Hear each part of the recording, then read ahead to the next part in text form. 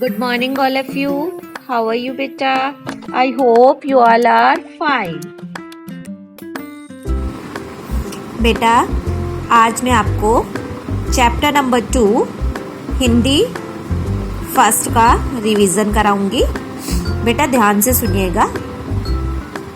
First question देखिए, वर्णमाला में कितने संयुक्त व्यंजन होते हैं? तो बेटा इसमें क्या पूछा है? संयुक्त व्यंजन कितने होते हैं? संयुक्त व्यंजन 4। कितने होते हैं? 4। ई की मात्रा वाले 2 शब्द बताइए। बेटा ई की मात्रा वाले, बड़ी ई की मात्रा वाले कोई 2 शब्द बताने। आप कोई से भी 2 शब्द लिख सकते हैं, कोई प्रॉब्लम नहीं है। इसमें मैंने लिखा हुआ है खील, नील, नीम। आप कोई से भी 2 शब्द लिख सकते हैं। कौन सी मात्रा के? बड़ी के। ठीक है। अब है निम्नलिखित प्रश्नों के उत्तर लिखिए।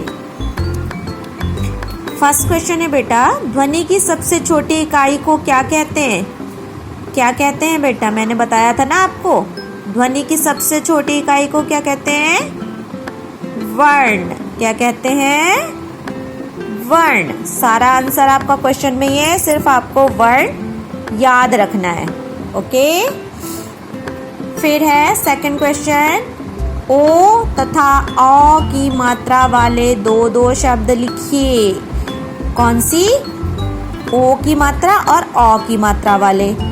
तो ओ की मात्रा वाले शब्द आप लिख सकते हैं नोट, चोर। और औ की मात्रा वाले औरत, नौकर, नौबत। आप कुछ भी 2 शब्द लिख सकते हैं। ठीक है बेटा, सबसे पहले आपको क्वेश्चन को समझना है। ठीक है, क्वेश्चन जब आपके समझ में आ जाएगा तो आप अच्छी से आंसर लिख सकते हैं। क्वेश्चन नंबर 3 देखिए, चंद्र बिंदु वाले 2 शब्द लिखिए। जिसपे बेटा चंद्र बिंदु लगा होता है, आपको वो 2 शब्द लिखने हैं। आँख, चांद। इसमें चंद्र बिंदु है ना, तो आप कोई से भी 2 चंद्र बिंदु वाले शब्द लिख सकते हैं।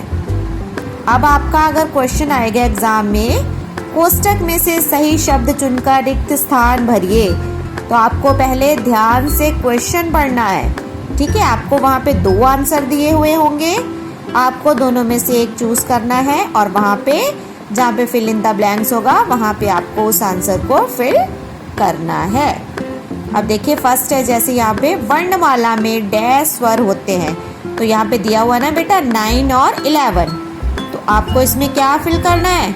वर्णमाला में आपको पता है ना कितने स्वर होते हैं? 11। तो यहाँ पे आपको कितना फिल करना है? 11। फिर डैश की कोई मात्रा नहीं होती है। अब बेटा आपको पता है सारे स्वरों की मात्रा होती है, सिर्फ किसकी नहीं होती है? छोटे आ से अनार की। ठीक है, औ की कोई मात्रा नहीं होती है। फिर नंबर 3, डैश का प्रयोग मात्राओं के रूप में होता है। किसका प्रयोग होता है मात्राओं के रूप में? स्वरों का, व्यंजनों का? स्वरों का। अभी मैंने बताया था ना कि स्वरों का प्रयोग मात्राओं के रूप में होता है। अब बेटा अगर एग्जाम में आपका ऐसे क्वेश्चन आ जाए कि सही वर्ण पर अंक की मात्रा लगाकर शब्द बनाइए, तो आपको पहले वर्ण देखना है, फिर जो सही वर्ण होगा आपको उस पे ही मात्रा लगानी। ये नहीं कि आप मात्रा इधर उधर लगा दो। जैसे यहाँ पे लिखा है बंदर, तो आपको बौ पे ही मात्रा लगानी है। अगर आपने मात्रा दौ पे लगा दी तो वो आपका रॉन्ग हो जाएगा। ठीक है, या दौ और बौ के बीच में लगा दी तो वो भी आपका रॉन्ग हो जाएगा। तो इसलिए आपको देख के मात्रा लगानी है। जैसे बंदर, तो आपकी बौ पे मात्रा आएगी, अंग की मात्रा बौ पे आएगी, बंदर। कंगा पे भी ऐसी कौ पे मात्रा आएगी, कंघा। गंगा पे भी गौ पे मात्रा आएगी, हंस पे भी हौ पे मात्रा आएगी। बेटा आप ये ध्यान रखिएगा, अगर आपने इधर उधर मात्रा लगा दी तो आपके मार्क्स कट हो जाएंगे। ठीक है, इस क्वेश्चन को आप विशेष रूप से ध्यान रखेंगे। अगर आपने मात्रा दौ पे लगा दी या बौ और दौ के बीच में लगा दी तो आपका ये आंसर रॉन्ग कहलाएगा। इसलिए आपको सही वर्ण पे मात्रा लगानी है। जहाँ पे वर्ण सही है वहीं आपको मात्रा लगानी है। ऐसे आपका ये वाला क्वेश्चन भी देखिए, इसमें भी आपको सेम ऐसा ही करना है। सही वर्ण पे चंद्र बिंदु लगाइए। तो आपको बिल्कुल जो सही वर्ण होगा वहीं पे चंद्र बिंदु लगाना है। जैसे 5 तो पौ पे आपका 5, ठीक है, पौ पे आपका चंद्र बिंदु आएगा। अगर आपने चौ पे लगा दिया तो आपका रॉन्ग हो जाएगा। आँच, आँख, सांप। अब देखिए ध्यान से, मैम ने कहाँ लगाया है चंद्र बिंदु, आपको ऐसे ही लगाना है। अगर आपने इधर उधर लगाया तो आपका ये आंसर रॉन्ग कहलाएगा।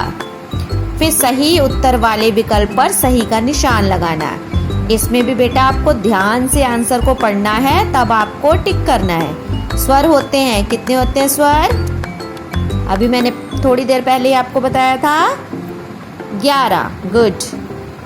व्यंजन होते हैं 33 और वर्णों के व्यवस्थित क्रम समूह को कहते हैं वर्णमाला। तो बेटा आपको ऐसे ही रिवीजन करना है, एक एक क्वेश्चन को ध्यान से पढ़कर फिर आपको रिवीजन करना है। Okay, all of you take care, bye.